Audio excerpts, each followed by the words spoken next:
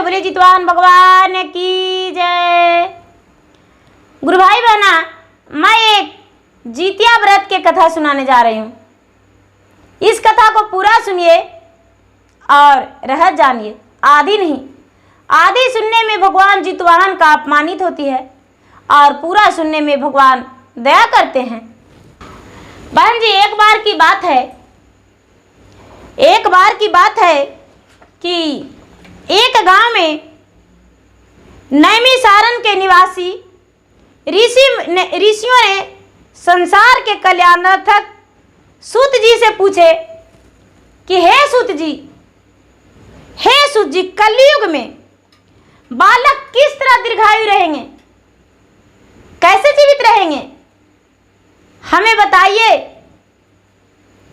तभी सूत जी बोले, द्वापर का अंत और कलयुग का आरंभ होने से पहले, द्वापर का अंत और कलयुग का आरंभ होने से पहले शोकाकुल की स्त्री गौतम जी के पास गई थी और गौतम जी उस वक्त ध्यान लगाकर अपने बैठे थे प्रेम पूर्वक आश्रम में, और उनके पास जाकर अपने मस्तक झुकाकर प्रणाम की और उनसे स्त्रियों ने पूछा, हे प्रभु, क्या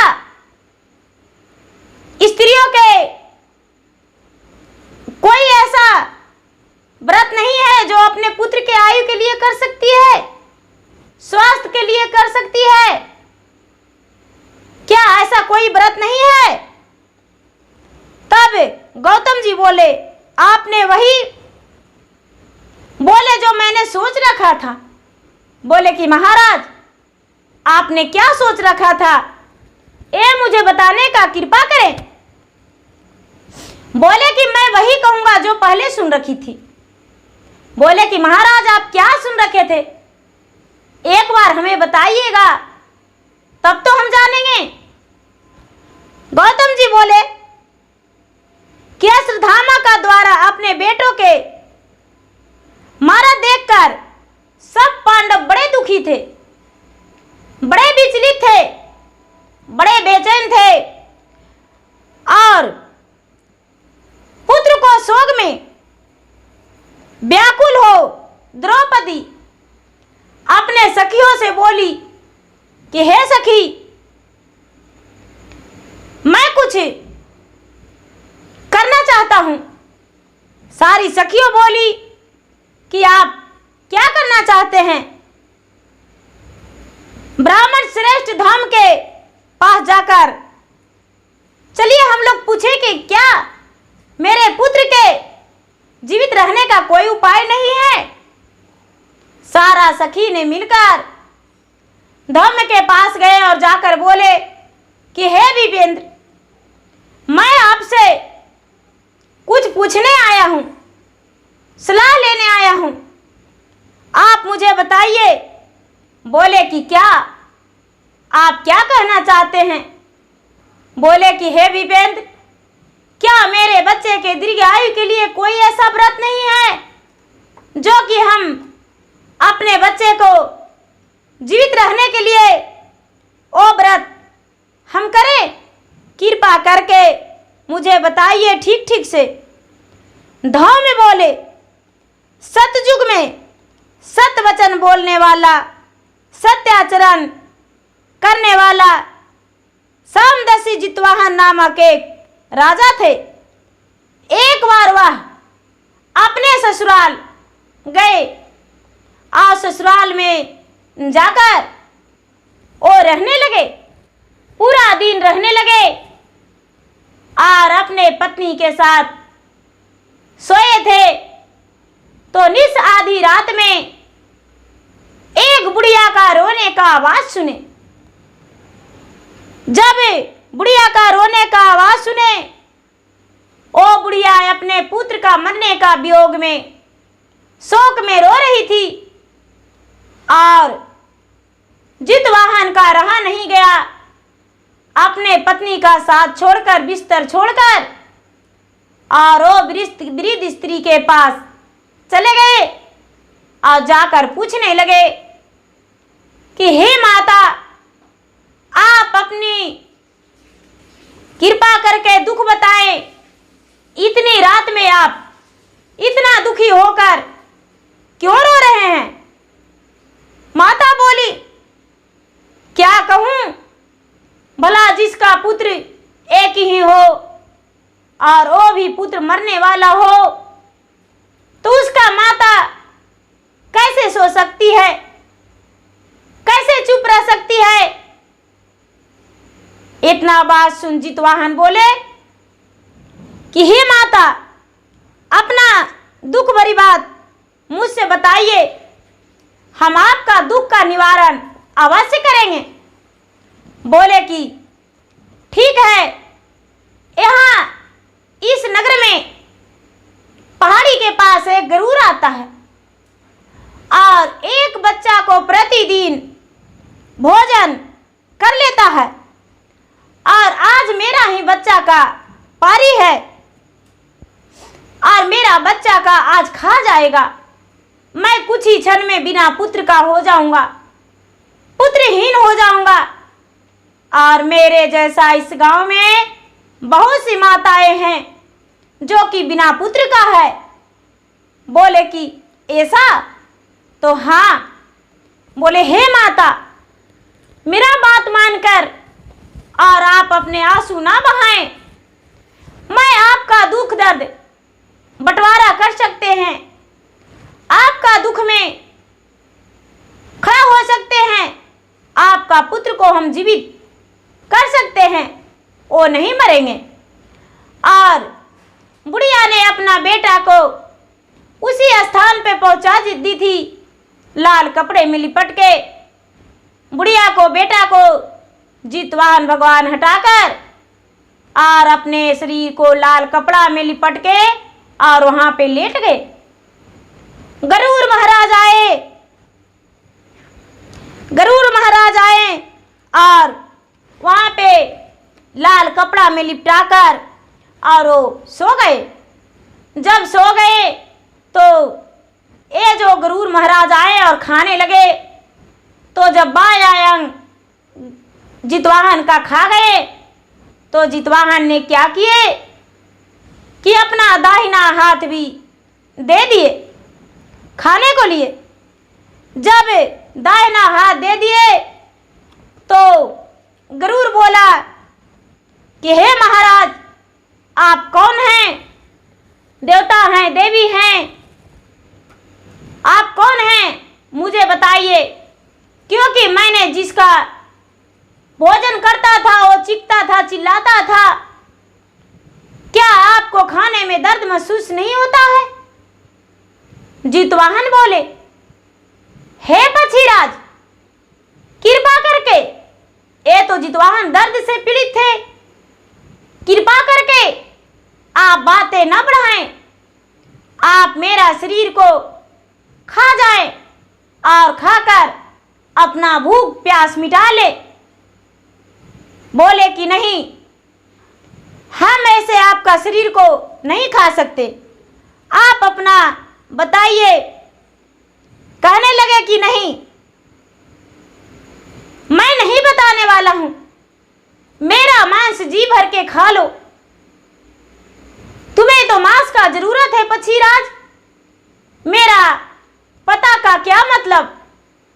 लेकिन गरुड़ राज एक तरफ होकर और खाने को लिए छोड़ दिया और बोला कि हे महाराज, जब तक आप मुझे नहीं बताएंगे मैं यहाँ से नहीं जाऊंगा और नहीं तो आपका शरीर का मांस खाऊंगा। आप अपना नाम कृपा करके बताए और अपनी माता का नाम बताए और अपने पिता का नाम बताए। जितवाहन बोले कि मेरा माता का नाम सैब्या है और मेरे पिता का नाम शालिवाहन है। सूर्य वंश में मेरा जन्म हुआ है और जितवाहन मेरा नाम है। राजा की दयालुता देख गरुड़ ने, राजा के दयालु देखकर गरुड़ ने कहा हे महाभारत, हे महाभाग, तुम्हारे मन में जो अभिलाषा है वह मांगो।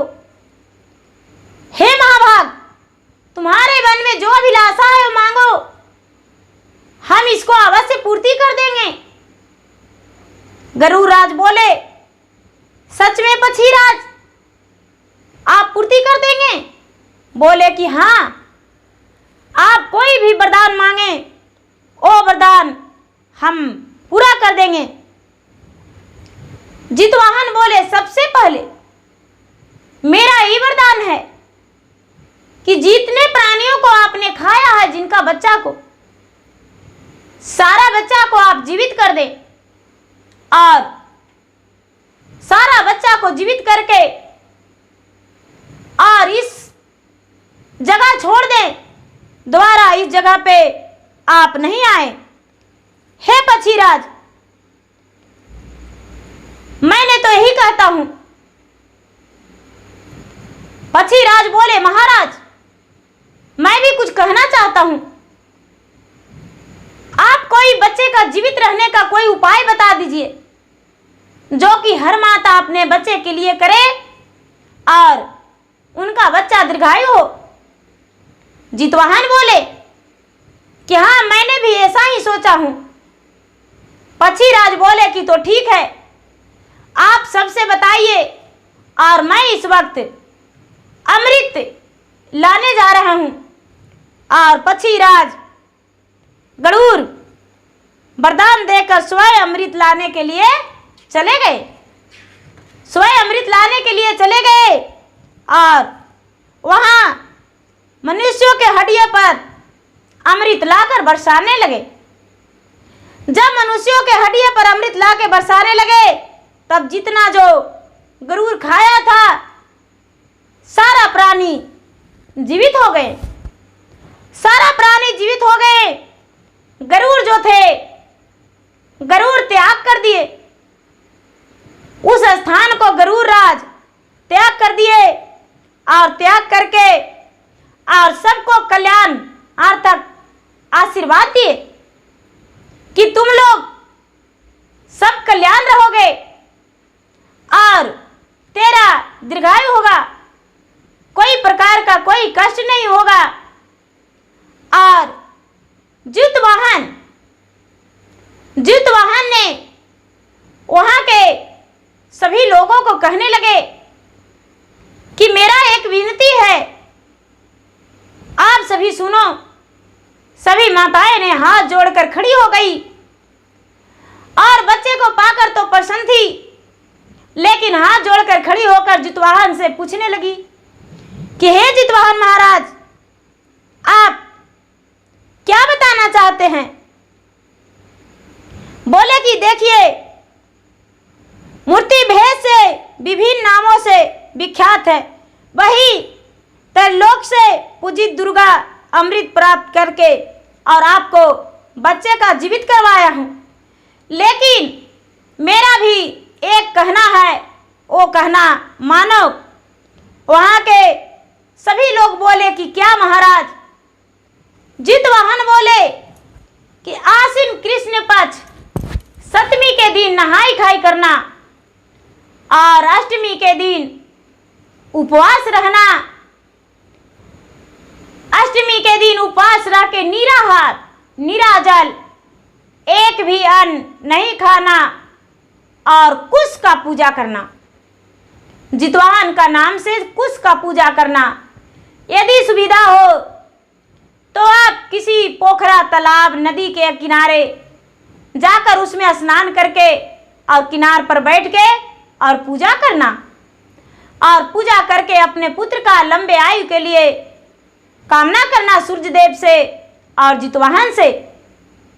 वहां की सभी माताएं ये बात सुनकर प्रसन्न हो गई और प्रसन्न होकर जीवित पुत्री का व्रत करने की आकृति की और बोली कि हाँ, मैं कुश का आकृति बना के और पूजा करूंगा और जितिया व्रत हम करेंगे।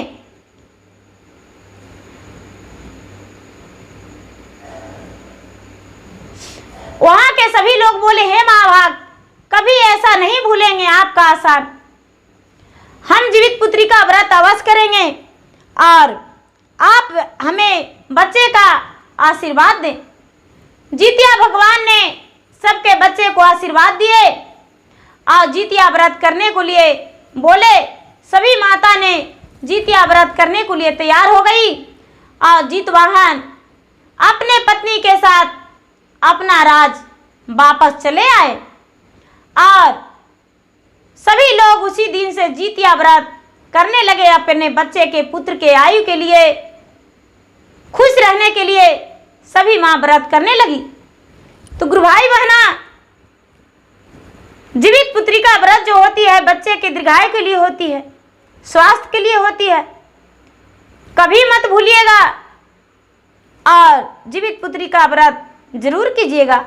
जिनके घर में पूजा होता है वो पूजा करिएगा, जिनके घर में पूजा नहीं होती है वो पूजा नहीं करिएगा। गुरु भाई बहना, मेरा वीडियो अच्छा लगे तो इसे लाइक कीजिए, शेयर कीजिए, सब्सक्राइब कीजिए। और मैं इंस्टाग्राम पे भी हूँ, मैं फेसबुक पे भी हूँ। मेरा इंस्टाग्राम पे फॉलो कीजिए, मेरा फेसबुक पे फॉलो कीजिए, लाइक कीजिए, शेयर कीजिए। धन्यवाद।